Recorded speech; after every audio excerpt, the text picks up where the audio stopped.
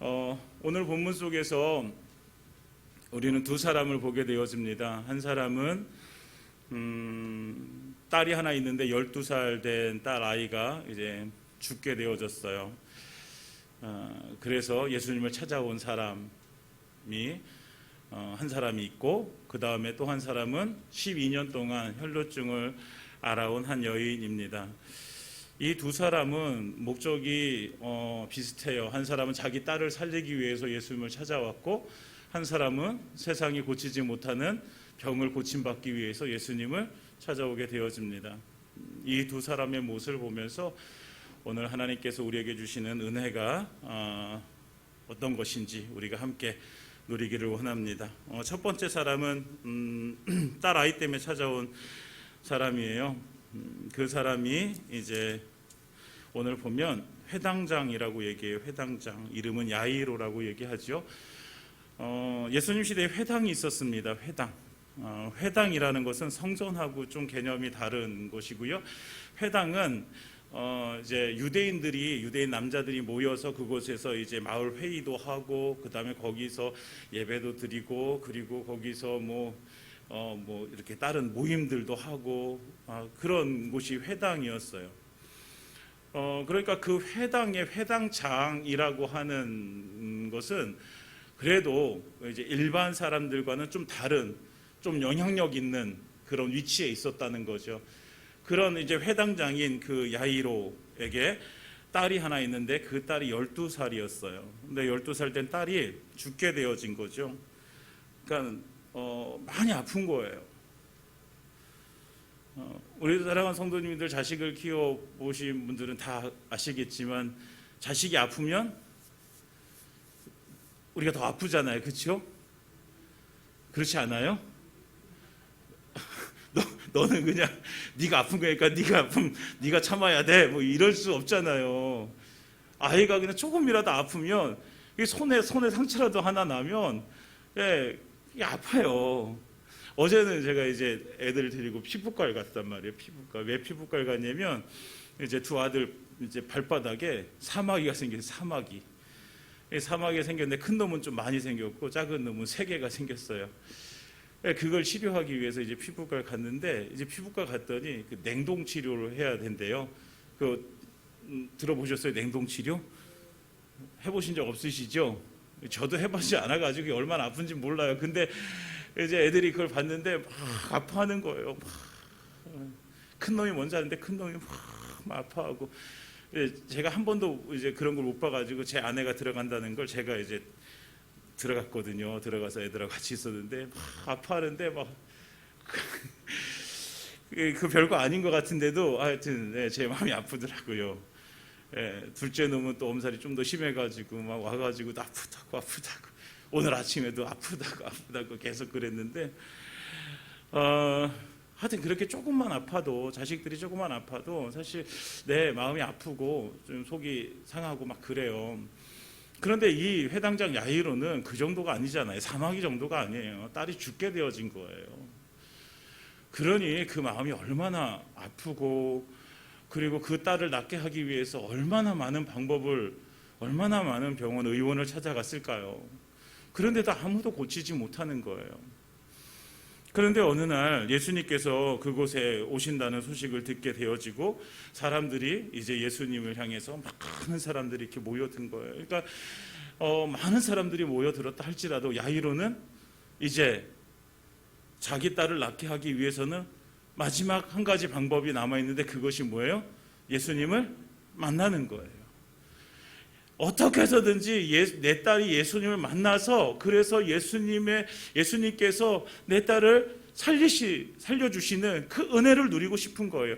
그러니까 어마어마한 많은 사람들이 모였어도요, 이 야이로에게는 그것이 장애물이 되지 않아요. 왜요? 내 딸아이의 생명을 구하는 일에는 앞에 무슨 사람들이 많아요. 그래서 갈 수가 없어요. 이게 장애물이에요. 이것을 어떻게 내가 헤쳐나갈 수 없어요. 그건 말이 안 돼요. 어떻게 해서든지 그 장애물을 뚫고 가야 되는 거예요. 여러분, 하나님께서 우리에게 주신 삶 속에서 우리가 믿음으로 살아간다는 것은 바로 이런 거예요. 내 앞에 어떤 장애물이 있더라도 내가 하나님을 믿고 그리고 하나님께서 주신 그 은혜를 내가 구하고 살아가는 삶이 장애물 때문에 막히면 안 되는 거예요. 우리는 때때로 우리의 믿음이 우리는 그냥 이 정도 선에서 괜찮아, 이 정도만 해도 괜찮아 라고 할 때는 우리가 멈출 수밖에 없어요. 그러나 우리의 믿음의 삶은 멈출 수가 없는 거예요. 언제까지? 우리가 하나님 나라 갈 때까지. 중간에 멈춰버리면 안 되는 거예요. 근데 우리는 때때로 장애물이라는 것이 앞에 나타날 때마다 멈춰버린단 말이에요. 안 된다고 하는 거예요.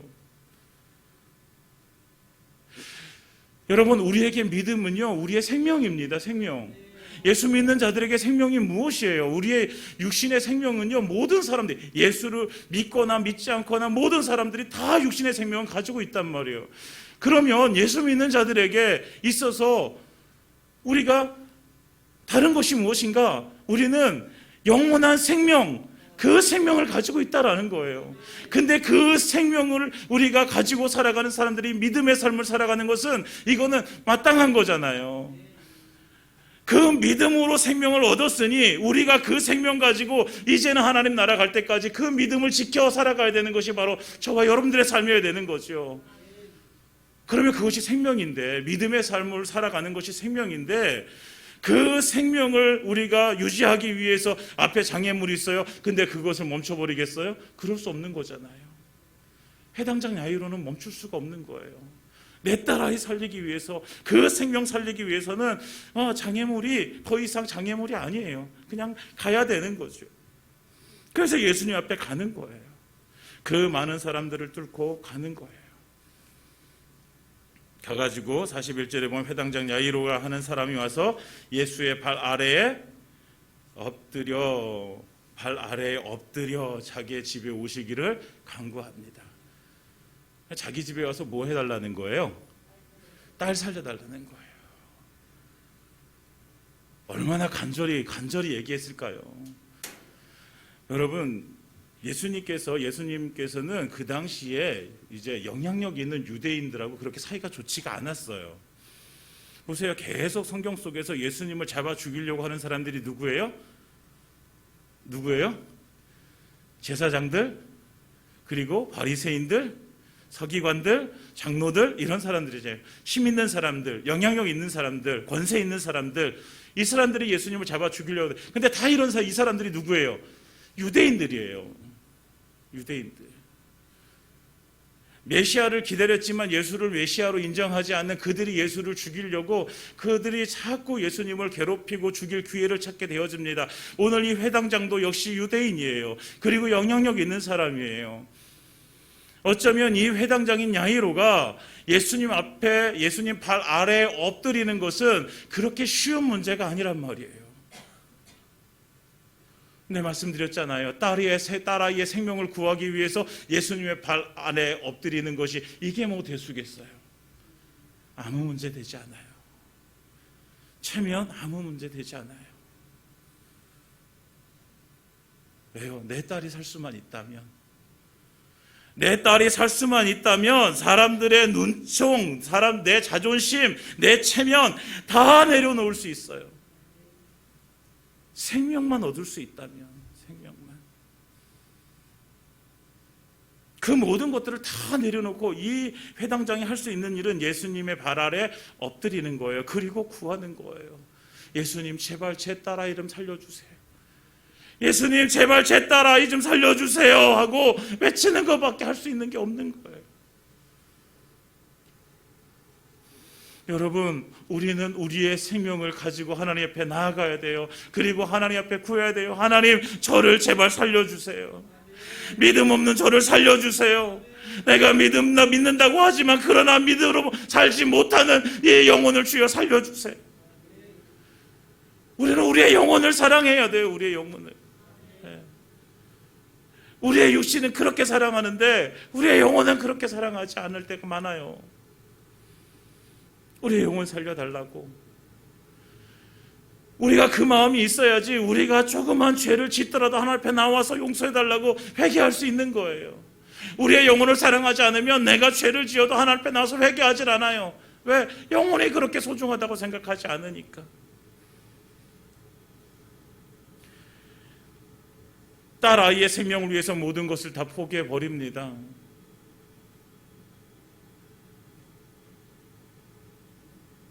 딸의 생명보다 더 소중히 여기는 것이 있다면 절대로 야이로는 예수님의 발 아래에 엎드리지 않았을 거예요.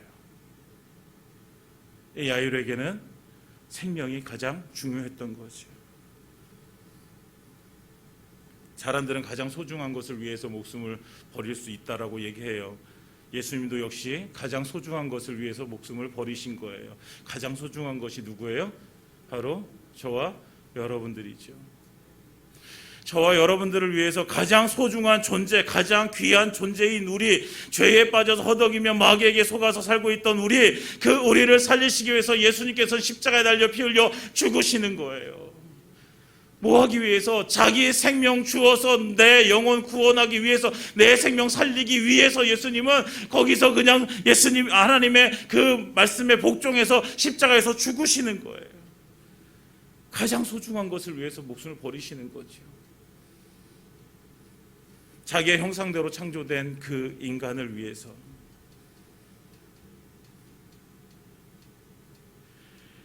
자기의 자녀들이 죄 속에 빠져가지고 허우적대는 모습을 하나님은요 보기가 싫으신 거예요.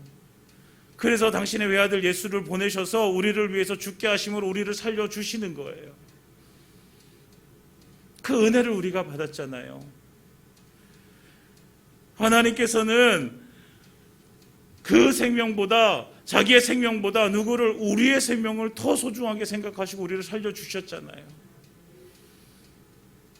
그러면 우리는 어떻습니까? 우리는 예수님의 발 아래 엎드리고 있습니까? 우리는 내 생명 위해서, 내 영혼을 위해서 모든 것을 다 내려놓고 예수님의 발 아래에 엎드려서 살고 있습니까?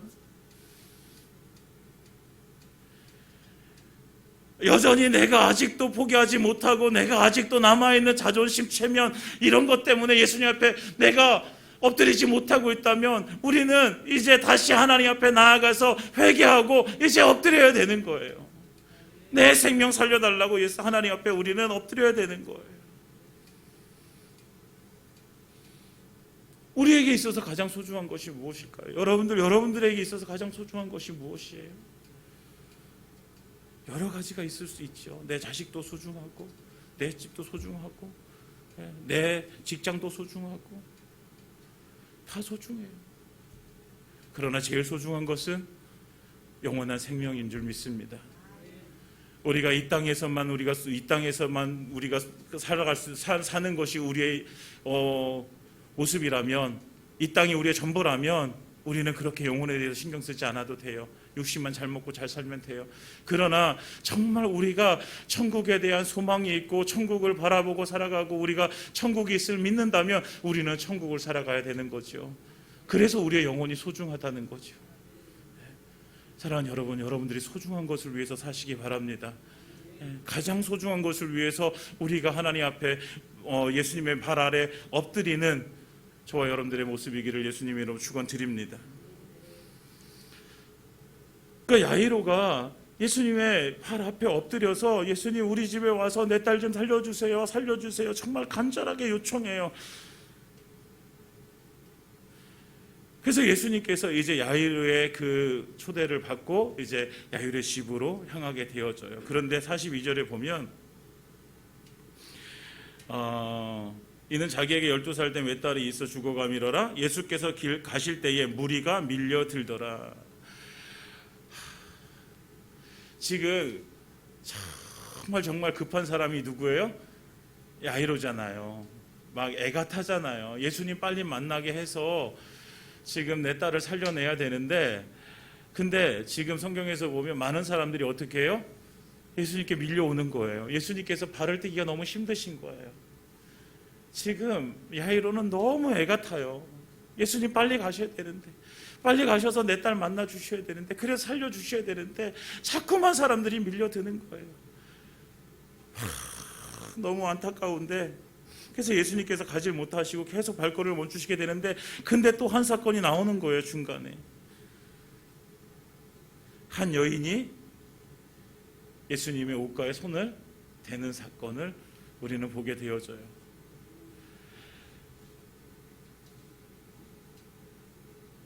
12해를 혈루증으로 앓던 중에 아무에게도 고침을 받지 못했던 여자, 그 여자가 예수님의 뒤로 와서 몰래 예수님의 옷 가에, 예수님을 뭐 껴안은 것도 아니고 예수님의 손을 잡은 것도 아니고 예수님 발을 잡은 것도 아니고요. 뭐 잡은 거예요? 예수님의 옷가, 이렇게 이렇게 긴 거 이렇게 입으시잖아요. 영화 같은 데 보면 이렇게 긴 거 입으시잖아요. 그럼 그 옷가 이렇게 잡은 거예요. 이렇게. 뭐 하기 위해서?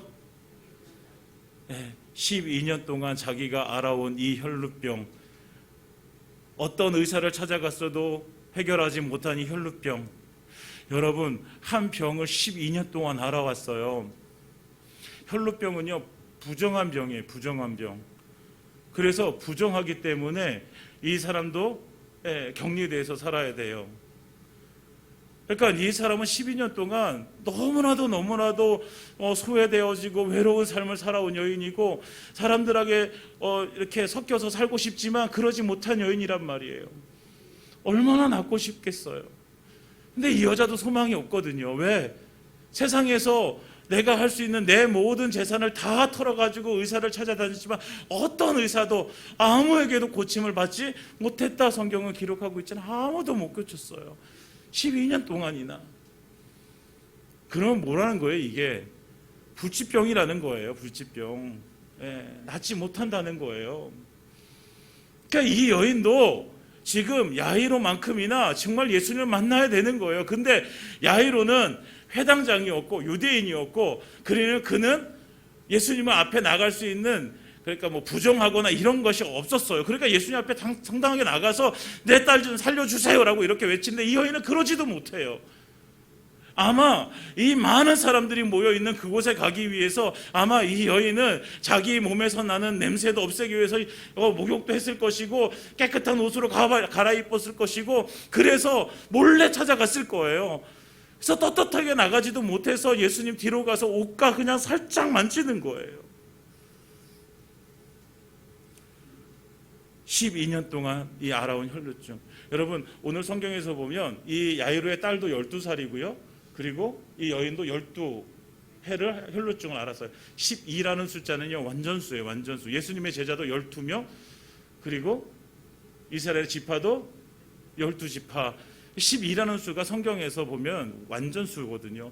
그러니까 이 말은 뭐냐면 그 야이로의 딸도 완전하게 살아갈 수 있는 소망이 없다는 것이고, 이 여인도 이 혈루증으로 나을 수 있는 소망이 완전히 사라졌다라는 거예요. 소망이 없다는 거예요. 그러니까 소망이 없는데, 그러면 오직 한 가지 소망, 이들에게 한 가지 소망은 누구예요? 예수 그리스도라는 거죠. 그래서 이 여인도 옷가에 가서 만지는 거예요.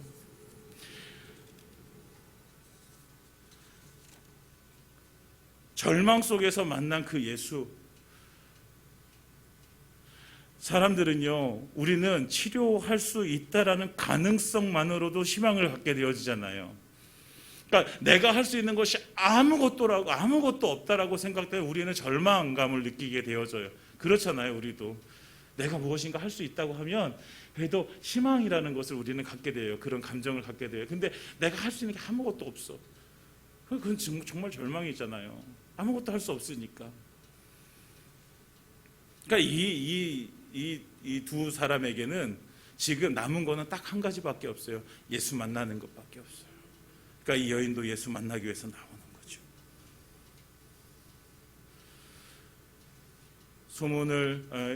희망을 잃어버린 이 여인이 예수가 왔다는 소식을 듣고, 왜? 이 여인은 사람들과 어울리지 못하고 따로 떨어져 살았기 때문에 이 예수님의 소문을 듣고 찾아왔을 거예요. 그리고 나서 예수님께로 가가지고 뒤로 와서 옷깃을 만지는 거예요.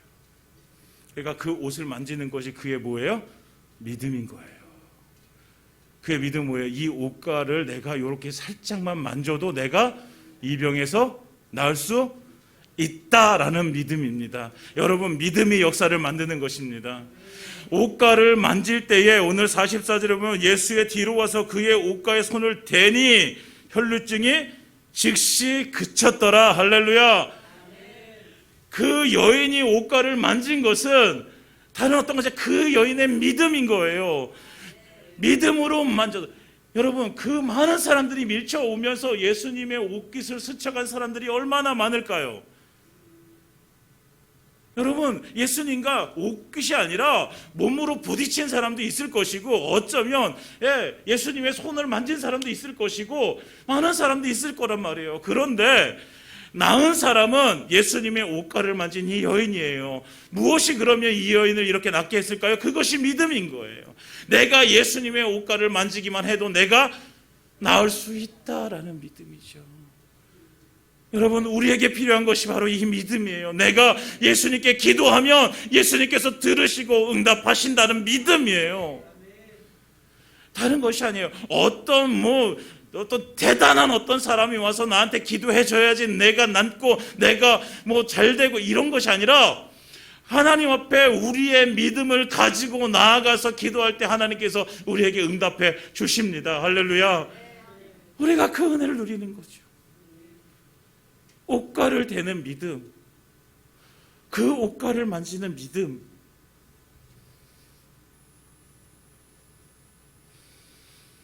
오늘 성경 속에서는, 오늘 누가복음은 그것을 기록하고 있지 않지만 마태와 마가는 똑같이 그 옷을 댄 이유에 대해서 말해주고 있습니다. 이는 내가 그의 옷에만 손을 대어도 구원을 받으리라 생각함일러라. 마태와 마가는 똑같이 이렇게 기록하고 있어요. 그 여인의 믿음이 이거였어요. 옷가를 만지기만 해도 내가 구원을 받으리라. 이것이 그녀의 믿음인 거죠.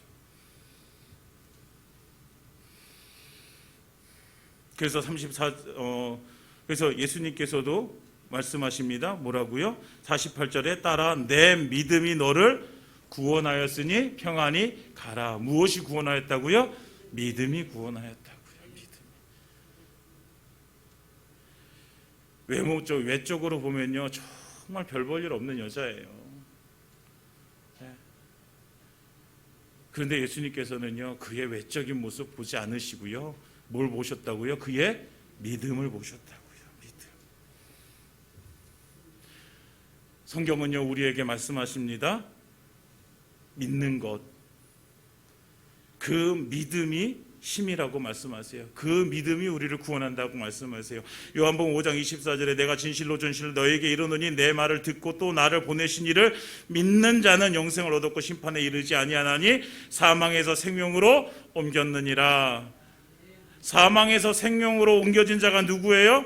나 보내실 이를 믿는 자가 영생을 얻었다는 거예요. 에베소 1장 13절 그 안에서 너희도 진리의 말씀 곧 너희의 구원의 복음을 듣고 그 안에서 또한 믿어 약속의 성령으로 인치심을 받았으니, 약속의 성령으로 인치심을 받은 자가 누구예요?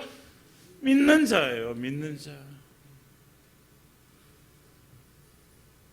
믿을 때 역사가 일어납니다. 우리가 예수님을 우리가 믿는 것, 무엇을 믿어요? 그러면 무엇을 믿어요? 성경 속에 나타난 이 예수님의 역사들이 지금 이 시대의 나의 삶을 통해서 그대로 이루어질 줄 믿는 거예요. 우리는 때때로 이 믿음이 없어요. 예수님이 2000년 전에 그렇게 역사하셨어. 지금도 내 옆에 누군가에게는 이렇게 예수님이 역사하셔. 그런데 내 삶 가운데는 역사하지 않으세요? 역사하십니다. 그런데 우리가 이것을, 다른 사람에게는 예수님이 그 하나님이 그렇게 역사하시고 하나님의 그 놀라우신 일들을 이루어 가시는데 내 삶 가운데서는 아닌 것 같아. 왜? 나는 아직 부족한 것 같고, 나는 아직 믿음이 없는 것 같고.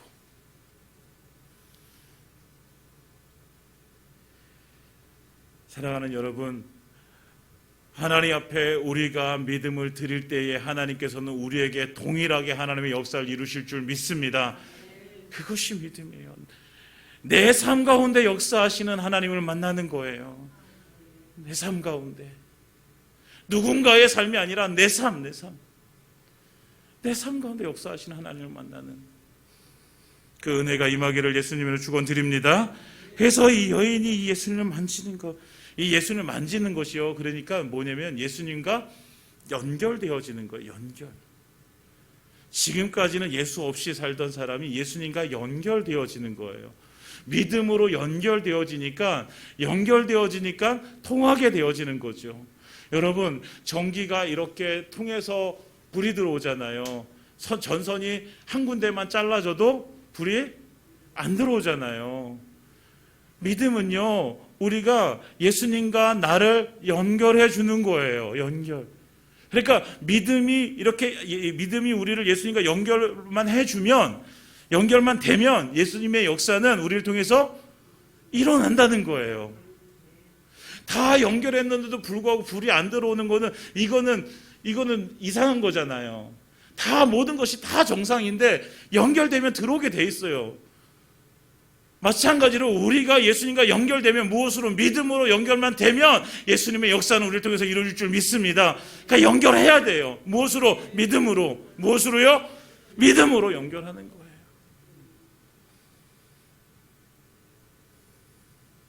마가복음 9장에 보면 귀신 들린 아이 아버지가 이렇게 예수님께 그 귀신을 쫓아내주기를 원하면서 이렇게 고백합니다. 무엇을 하실 수 있거든 우리를 불쌍히 여겨 도와주옵소서, 이렇게 요청을 합니다. 그때 예수님께서 뭐라고 말씀하세요?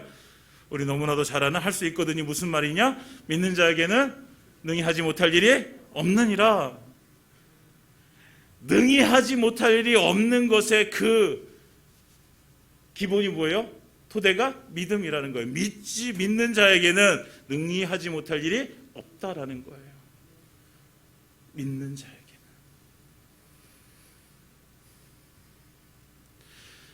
사랑하는 여러분, 여러분들의 삶 속에서 언제나 어느 상황에서나 어떤 때나 예수님과 연결되시기 바랍니다. 무엇으로요? 믿음으로. 연결되기만 하면 역사는 이루어집니다. 믿으십니까? 정말 하나님께서 내 삶 가운데 그렇게 역사하실 수 있음을 믿고 하나님과 연결되어져 보세요. 믿음을 드려보세요. 의심하지 않는 믿음, 흔들리지 않는 믿음을 하나님께 드려보세요. 그러면 분명히 역사가 이루어질 것입니다. 그 역사가 저와 여러분들의 삶 가운데 이루어지기를 예수님의 이름으로 축원드립니다. 그래서 정말 이 여인은 12년 동안 자기를 그렇게 절망에 빠뜨렸던 혈루증이 모두 나와버렸어요. 그 과정 속에서 뭐 여러 가지 일들이 있죠. 예수님께서 내 옷에 손을 댄 자가 내게 손을 댄 자가 누구냐? 그냥 베드로가 이 많은 사람들 중에 누가 손댄 자 누가 압니까? 그랬더니 아니다, 내게 손댄 자가 있다, 내게서 능력이 나간 줄 내가 안다 했더니 이 여인이 막 두려워 떨면서 결국에는 자기가 실토하잖아요. 제가 그랬습니다. 왜 그랬냐? 제가 주님을 이렇게 만지기만 해도 제 병이 나을 줄 알고 제가 그랬습니다. 그러니까 예수님께서 48절에 아까 말씀드린 딸아 내 믿음이 너를 구원하였으니 평안히 가라라고 이렇게 말씀하십니다. 그 믿음이 너를 구원했다. 결국은 그 여인은 이제 완전히 나았어요. 완전히 치료되어졌어요. 절망 속에서 다시 살게 되어졌어요. 이제 이 혈루증 앓는 여인은 살았어요. 지금 우리가 그 앞에 봤던 한 사람, 그 사람은 어떻게 됐을까요? 이 회당장 야이로는 지금 그 여인은 다시 살아가지고 지금 만세 부르고 막 그러고 있는데 이 회당장은 지금 그 상황 속에서 어떨까요? 지금 막 속이 막 말이 아니에요. 그렇잖아요. 내 딸 죽어가는데. 그런데 이때 하필 그 집에서 한 사람이 와가지고 소식을 전합니다. 뭐라고 얘기해요? 당신이 딸이 죽었습니다. 그러니까 선생님 더 괴롭히지 마십시오. 이렇게 얘기해요. 하늘이 무너지는 것 같은 소식이에요. 이걸 이 감정을 어떻게 표현할 수 있을까요? 정말 하늘이 무너지는 것 같은 거예요. 엄청난 슬픔이 몰려오면서 누굴 원망했을까요? 이 사람이 누굴 원망했을까요? 아마도 혈루증에 낳은 그 여자를 원망하지 않았을까 싶어요. 저 여자만 아니었으면 예수님 내 딸 만나서 내 딸 살려주셨을 텐데.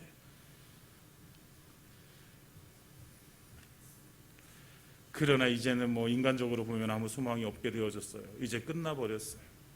그런데 예수님께서 놀라운 말씀을 하십니다. 뭐라고 말씀하십니까? 50절에 다 같이 50절 읽겠습니다. 시작. 예수께서 들으시고 이르시되 두려워하지 말고 믿기만 하라. 그리하면 딸이 구원을 얻으리라 하시고. 아멘. 예수님께서 말씀하십니다. 두려워하지 말고 믿기만 하라. 두려워하지 마. 나를 믿어. 그러면 네 딸이 구원을 얻는 거야. 예수님은 오직 구원을 이루는 그 한 가지 길을 뭐라고 말씀하세요? 믿는 거라고 말씀하세요. 믿기만 하라. 믿기만 하라.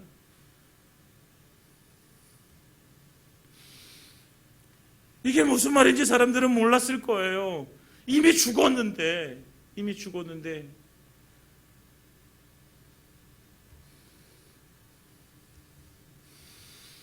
예수님이 회당장의 집으로 갑니다. 그리고 아이가 있는 곳으로 들어가기 위해서 베드로와 요한과 야고보와 아이의 부모 외에는 아무도 함께하지 못하게 합니다.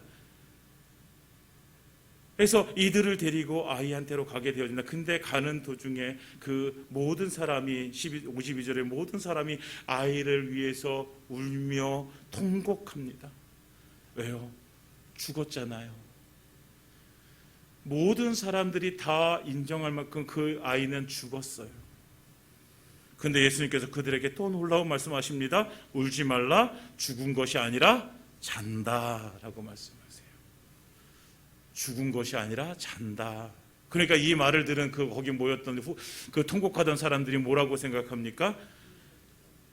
53절 그들이 그 죽은 것을 아는 고로 비웃더라. 그 아이가 죽은 것을 확실히 내가 보았고 내가 알아. 근데 예수님이 지금 뭐라고 말씀하세요? 죽은 게 아니야. 자고 있는 거야. 이렇게 말씀해요. 그러니까 그 사람들이 뭐예요? 비웃는 거예요. 예수님이 말씀하시는데 그들은 비웃는 거예요. 자기의 상식으로 자기의 머리로 이해가 되지 않는다고 해서 비웃는 거예요. 하나님 우리에게 말씀하실 때 우리가 하나님의 말씀을 어떻게 받고 있습니까? 내가 경험해 봤는데 내가 알고 있는데 내가 내 모든 머리 내가 모든 지식을 가지고 다 굴려봐도 절대로 안 되는 일인데 하나님 되신다고 말씀하세요. 그런데 우리는 그러면 무엇이라고 생각할까요? 여러분 하나님의 말씀이 진리입니다. 우리의 생각이 진리가 아니에요. 우리의 생각을 가지고 하나님의 말씀을 비웃지 마세요. 왜 진리가 아닌 것을 가지고 진리를 비웃습니까? 이 사람들이 그런 거예요. 자기가 아는 거, 내가 경험한 거, 내가 본 거, 분명히 내가 봤을 때 그 아이 죽었어. 죽었는데 잔대. 그러니까 비웃는 거예요. 하나님의 말씀을 받을 때 비웃지 마세요.